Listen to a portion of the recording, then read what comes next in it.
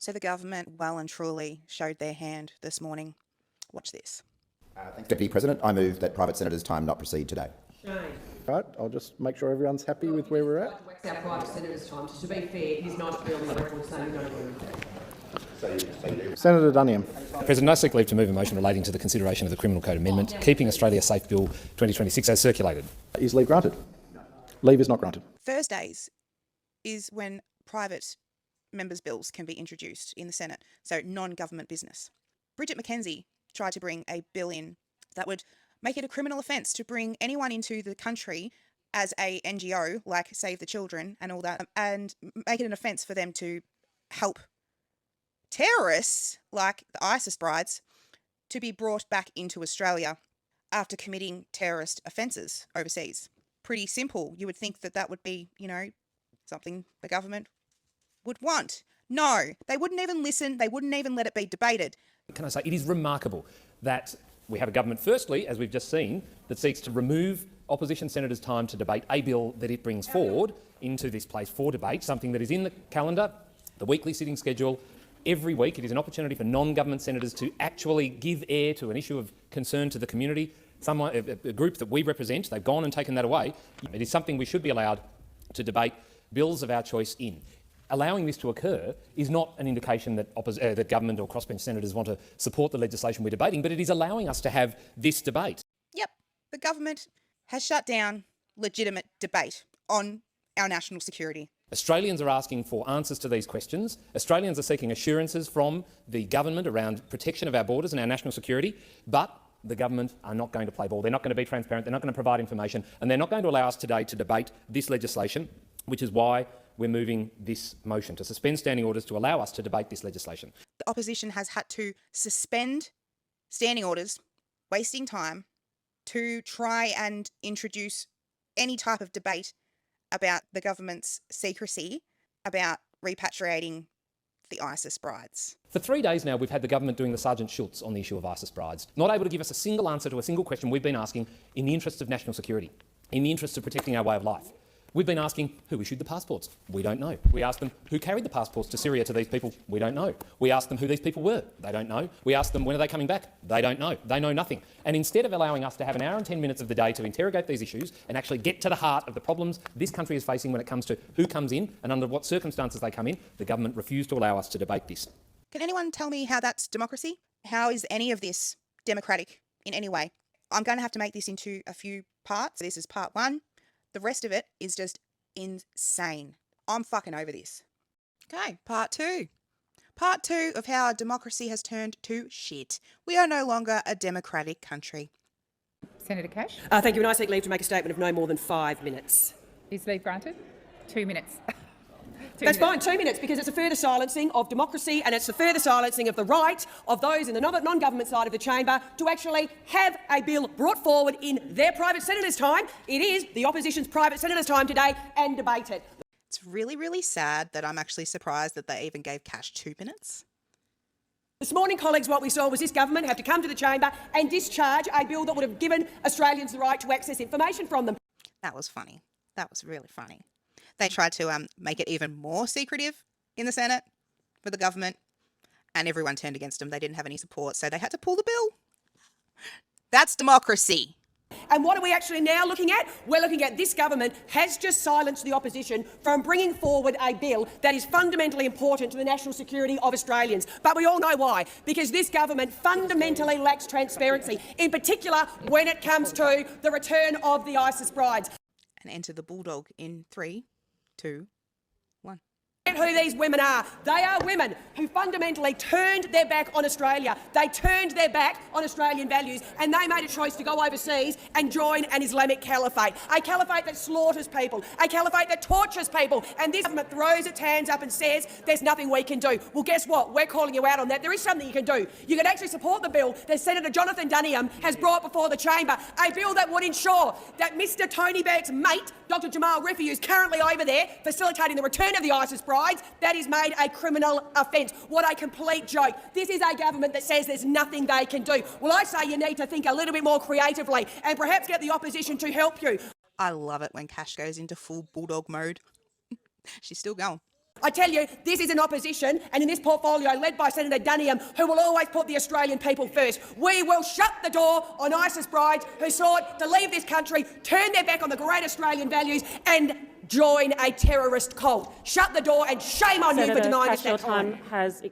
Now, Cash is one of the mean girls, and I usually don't agree with her, but I agree with her when she goes into full bulldog mode. She is pissed off that our democratic rights are being taken away about our national security. I'd say that that's a legitimate reason to be pissed off. And there's more. So there's coming up part 3. Okay, part 3. And Bridget Mackenzie's entered the chat. I move a motion that so much of standing orders be suspended as would prevent me from making a statement here today in the Australian Senate. And what we are seeing from the government benches, from their partners in crime when it suits them, the Greens. This is so, so true.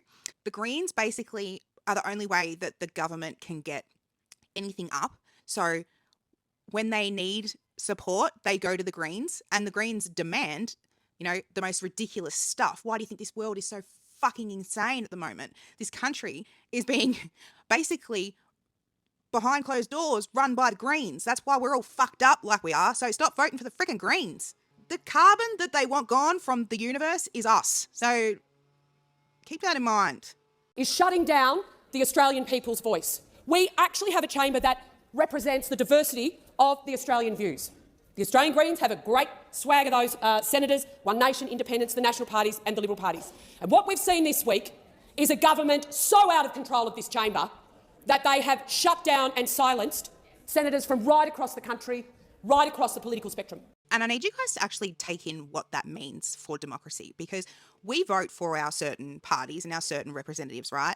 So if they're not allowed to be heard because the government's blocking debate, that just it makes our voting useless. Stops any democratic voices being heard against government policy. That should alarm you. And what we've seen this morning is a refusal by the government to allow His Majesty's opposition to bring our bill to this chamber to be debated. Something that in my 15 years here has been a matter of course. We are respectful. Sorry, Senator Mackenzie, I've Senator. So Bridget gets 5 minutes and she's going to be interrupted by the government and the Greens multiple times. So this is one of them. This is the ALP. Senator Sheldon on a point of order. Senator Sheldon. Well, point of order. This matter is supposed to be about the suspension itself. She's not addressing the actual issue about the suspension, and so we should actually be going to that. Thank you, Senator Sheldon. Senator Duniam on the same point of order. Yes, on the same Senator point of order. As was ruled by Acting Deputy President Sharma yesterday, there is a latitude to provide context for the suspension. It was something that was brought to the attention of the chamber a number of times in the debate yesterday, so I'd argue there's no point of order. Senator Sheldon on the same point of order. Yes. Senator Sheldon. Senator Mackenzie was denied leave to make a statement. That's what the issue is that we're debating now, not the matters that she's raising. Thanks, Senator Sheldon. How about I just rule and politely encourage you to stick to the suspension? Senator Mackenzie. Thank you, Chair. Excellent ruling in line with the long traditions held in this chamber. Democracy. I was denied leave to make a statement. And in the denying of the leave, we have seen this chamber, particularly the Greens and their partners in crime, the Labor Party, shutting down the voice of Australian senators. Now, the statement I wanted to make, had I not been... Senator Mackenzie, I have Senator Hanson-Young on a fixed point of... And unfortunately, Sarah Hanson-Young enters the chat. Fucking blow the shit up. We're going to need to do a part 4. What part? I don't even know what part I'm up to now. Okay, part 4. But I had to go back to what Bridget was saying about, the Greens and Labor shutting them down. Perfect timing. Greens and their partners in crime, the Labor Party, shutting down the voice of Australian senators. Now, the statement I wanted to make, had I not been... Senator Mackenzie, I have Senator Hanson-Young on a fixed point of order. Point of order. I haven't heard why Senator Mackenzie is seeking to suspend when the chamber has just voted against suspending on this exact vote. She is denying the will of the chamber and should be brought back to the purpose of the speech. She just did exactly what Bridget said she was doing. But I have to show you guys this hateful face. The purpose of the speech. The purpose of the speech. The collectivist Greens don't appreciate that we are all elected here as individual senators. And the contingency motion I am speaking to recognises that. And despite the chamber voting previously on another senator's denial of the ability to speak, does not deny me my right to get up here as the leader of the National Party and call out the Labor Party, the government and the Greens for shutting down debate again, for allowing me to be able to make a statement in the interests of my constituents, my political party and non-Labor government senators on this side. And old Bridge there is actually my federal member, so thanks, Bridge. The opposition has done the right thing and developed a private senator's bill to address the concerns of everyday Australians about ISIS brides and their nearly adult children returning to our shores. This is actually an issue of concern. And what we have seen from the government in their impotent, flaccid, pathetic response to this issue is of concern. Oof. Impotent, flaccid. Sounds a lot like Elbows pee-pee. A Prime Minister, if you're an Australian, you have a right to a passport. No, you do not. Under the Australian Passport Act 2005, the government and the minister has the right to suspend the application of a passport, refuse to issue a passport under certain grounds, and indeed cancel an issued passport under certain grounds. Yep, and that is extremely true. That they've been gaslighting you all by saying that they have to give them passports. They didn't have to give them passports. I'd like to see if they would give, some bikies or anyone from the far right a passport if they tried to come back. What I've seen here as being a minister that's had to make tough decisions, gone against departmental advice at times because it's not in the national interest or it is not ministerial discretion is there for a reason. We are not instruments of the department, government. We've been elected. You have a duty that you swore to do. You need to say that louder for the people in the back, Bridge. A lot louder.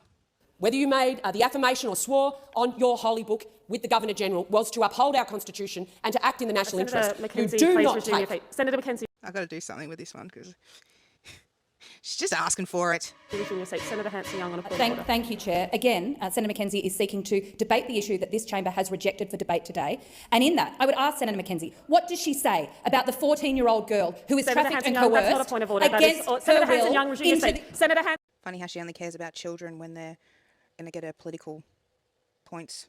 What about all the Iranian children? We just don't mention that. I do seek to suspend standing orders because, again, this government has refused to answer simple questions. The children that are over the age of 14 that should be subjected to temporary exclusion orders, the Foreign Minister refused to answer the question.